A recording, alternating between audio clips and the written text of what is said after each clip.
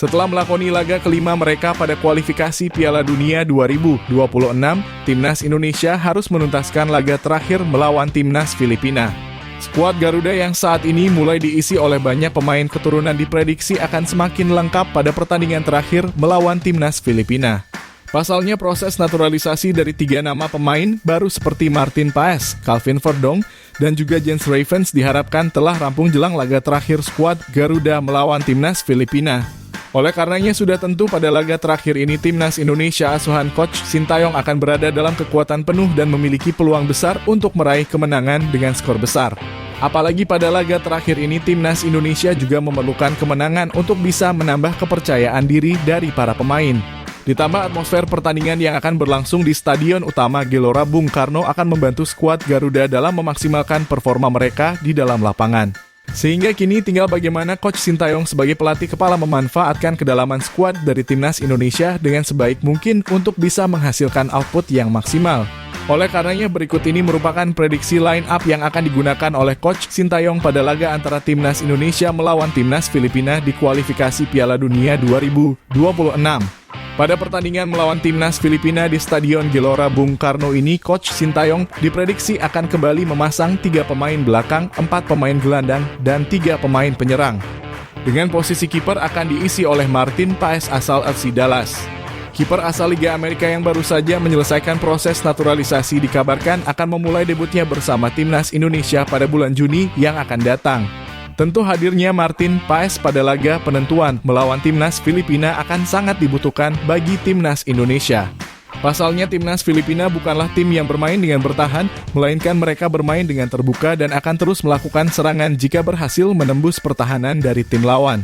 Hadirnya Martin Paes akan sangat memiliki efek positif mengingat dirinya juga menjadi sosok samsak hidup bersama klubnya di Liga Amerika. Sejauh ini Martin Paes masih menjadi kiper pertama di Liga Amerika dengan torehan penyelamatan terbanyak dan juga umpan yang sangat akurat. Bermodalkan pengalamannya yang selalu bermain dalam intensitas tinggi pastinya akan memberikan kedalaman skuad yang sangat baik bagi Timnas Indonesia. Apalagi Timnas Indonesia sebentar lagi juga akan masuk ke dalam pertandingan dengan lawan berat seperti raksasa benua Asia. Sedangkan di posisi 3 pemain belakang, Coach Sintayong pastinya akan mencoba racikan terbarunya dengan memasang nama Jay Itzes, Justin Hubner, dan juga Jordi Amat. Sebelumnya pada laga di Stadion Gelora Bung Karno, nama Jay Itzes dan juga Justin Hubner telah melakukan debut dan bisa menjadi sosok pemain belakang tangguh selama 90 menit jalannya pertandingan. Bahkan pada laga kedua melawan Timnas Vietnam di kota Hanoi, Jay Itzes berhasil mencetakkan namanya di papan skor kualifikasi Piala Dunia. Namun nama Jordi Amat akan menjadi nama baru yang akan masuk pada kualifikasi Piala Dunia melawan Timnas Filipina. Sebab sebelumnya Jordi Amat terpaksa absen dari pemusatan latihan sebab cedera yang dirinya alami. Coach Sintayong berkemungkinan besar akan memainkan pemain senior seperti Jordi Amat karena dirinya adalah otak dari pembangunan serangan Timnas Indonesia. Sehingga sudah tentu dengan hadirnya 3 pemain ini dan juga pemain yang berada di bangku cadangan, posisi pemain belakang akan menjadi posisi yang paling solid yang dimiliki oleh Timnas Indonesia. Asnawi Mangkualam. Meskipun tidak lagi mendapatkan menit bermain yang banyak di level klub setelah kepindahannya ke Liga Thailand pada awal tahun lalu. Hal ini tidak membuat nama Asnawi Mangkualam akan absen pada laga pertama besok melawan Timnas Filipina. Asnawi merupakan sosok kapten dari Timnas Indonesia sejak golongan umur. Jabatan tersebut tentunya dirinya dapatkan bukanlah tanpa alasan. Dirinya memang merupakan sosok pemain sayap bertahan yang sangat baik dan memiliki daya juang tinggi di dalam lapangan. Sejauh ini dirinya masih menjadi pemain sayap bertahan yang merupakan produk dari PSM Makassar yang masih memiliki performa terbaik di Timnas Indonesia. Asnawi mampu mengimbangi kecepatan dari pemain lawan dan dengan ketepatan waktu dirinya dapat memotong serangan dari kaki lawan yang sedang dalam keadaan berlari kencang.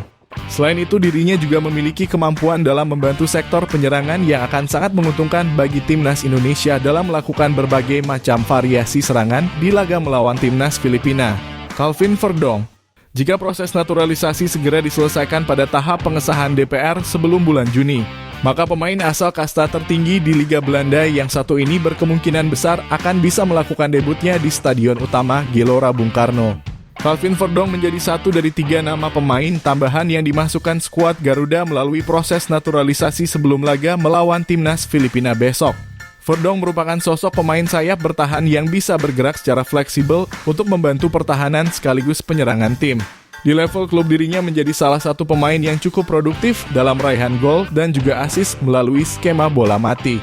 Akurasi tendangan dan juga kekuatan menjadi modal utama yang dimiliki oleh dirinya untuk bisa masuk ke dalam skuad inti timnas Indonesia. Calvin Verdonk yang hampir setiap pekan masuk ke dalam daftar pemain terbaik di Liga Belanda pastinya akan memberikan dampak yang sangat positif bagi kualitas permainan dari timnas Indonesia di dalam lapangan.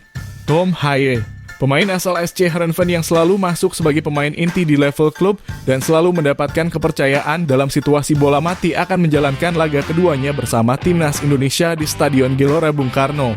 Ini tentu akan menjadi sejarah bagi pemain yang kini berusia 29 tahun tersebut untuk bisa membela merah putih dan menunjukkan hasil yang terbaik bagi tanah kelahiran nenek moyangnya. Tom Haye merupakan sosok pemain gelandang bertahan yang berfungsi sebagai penghubung antar lini. Dirinya memiliki kecerdasan taktis untuk mengalirkan bola sebaik mungkin kepada rekan setim agar bisa melancarkan skema penyerangan dengan baik.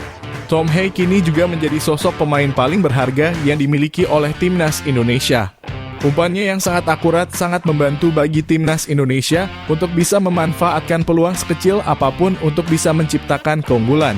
Hal tersebut juga telah dirinya buktikan melalui skema tendangan sudut yang berhasil dimaksimalkan oleh Jay Itzes pada laga tandang pertama di kota Hanoi.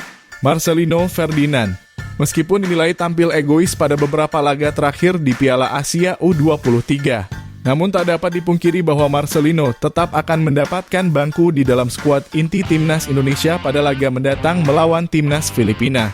Hal tersebut tak lepas dari dirinya yang bisa bermain dan memberikan dukungan bagi rekan setimnya di setiap posisi. Marcelino memiliki peran yang sangat fleksibel dan menjadi sosok gelandang serang yang dapat bergerak bebas selama 90 menit penuh. Dirinya dapat melakukan pergerakan tanpa bola yang efektif dan juga dapat menahan penguasaan bola untuk memberikan opsi bagi rekan setimnya melakukan skema penyerangan. Namun yang perlu digarisbawahi adalah perihal keputusan akhir dari Marcelino Ferdinand. Pemain asal KMS KD Inse yang satu ini masih terbilang kurang matang dalam mengambil keputusan di dalam lapangan. Dirinya cenderung fokus untuk terus menciptakan keunggulan melalui sudut yang mustahil dan tidak memiliki kecenderungan untuk memberikan umpan kepada rekan setimnya. Keegoisan semacam ini menjadi tugas rumah dari sang pemain dan tentu diharapkan dapat dirinya atasi pada kesempatan yang akan kembali dirinya dapatkan pada laga kelima di kualifikasi Piala Dunia melawan timnas Filipina. Ragnar Oratmangun, pemain asal Fortuna Sittard yang juga berhasil memberikan keunggulan melalui pergerakan solonya di Stadion Maiding Hanoi dipastikan akan kembali dimasukkan sebagai pemain utama oleh Coach Sintayong saat berjumpa dengan timnas Filipina. Hal tersebut tentu dilakukan oleh Coach Sintayong sebab timnas Filipina merupakan tim dengan skuad senior yang sangat melimpah. Sehingga sudah tentu Coach Sintayong perlu melawan para pemain dari timnas Filipina dengan pemain berpengalaman yang juga telah sering melakukan permainan dengan intensitas tinggi di level klub. Dan nama Ragnar Oratmangun dapat menjadi opsi yang tepat bagi timnas Indonesia dan akan mengisi posisi sayap kiri penyerangan dari skuad Garuda. Selain memiliki pergerakan individu yang sangat baik, pemain yang dipinjamkan dari FC Groningen yang satu ini juga memiliki kerjasama tim yang sangat baik. Dirinya tidak segan memberikan umpan kepada rekan setimnya untuk bisa menciptakan keunggulan selama berada di dalam pertandingan. Namun hal tersebut di level klub justru membuat dirinya jarang sekali mencetakkan gol di level klub. Tentu pada laga melawan timnas Filipina, Ragnar Oratmangun harus kembali membuktikan bahwa dirinya merupakan pemain yang layak untuk bisa tampil di dalam skuad utama dari tim nasional. Performanya yang maksimal akan membantu sang pemain dalam mencari klub baru yang akan dirinya lakukan pada satu musim ke depan setelah kontraknya bersama FC Groningen berakhir. Rafael Struijk, setelah timnas Indonesia berhasil menemukan pemain keturunan dengan posisi striker murni, maka tugas dari pemain asal ADO Den Haag yang satu ini akan segera berakhir dan akan pindah ke posisi sebenarnya yang dia kuasai. Setelah publik sepak bola dibuat mengerti terkait perannya di timnas Indonesia pada ajang Piala Asia U23 kemarin, kini Rafael Struijk sudah tidak memiliki beban untuk bisa tampil maksimal bersama timnas Indonesia senior. Setelah 2 gol yang dia sarankan ke gawang timnas Korea Selatan, ini membuktikan bahwa dirinya memang memiliki potensi yang sangat tinggi untuk bisa bersaing di level yang kompetitif. Rafael Struijk memiliki keunggulan dalam penahanan bola serta tendangan lengkung yang selalu dirinya gunakan di setiap pertandingan. Namun modal besar yang pastinya akan dibawa oleh Struijk di dalam pertandingan melawan timnas Filipina adalah kemampuannya dalam mengatur tempo bola di dalam penguasaannya dan membiarkan para pemain lain melakukan pergerakan tanpa bola.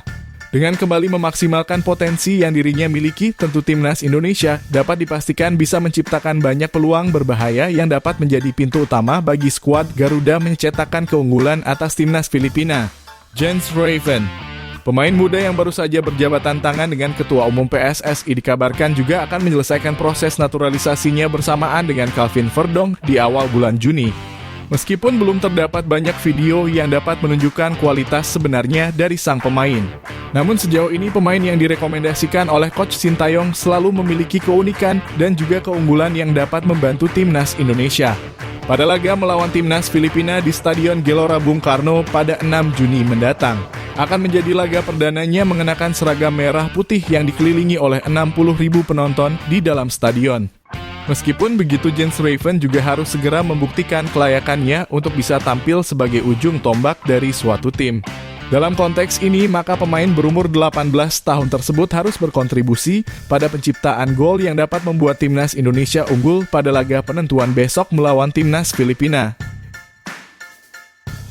Itulah tadi merupakan prediksi line up yang akan digunakan oleh Coach Sintayong pada laga antara timnas Indonesia melawan timnas Filipina di kualifikasi Piala Dunia 2026. Jangan lupa tulis pendapat kalian di kolom komentar.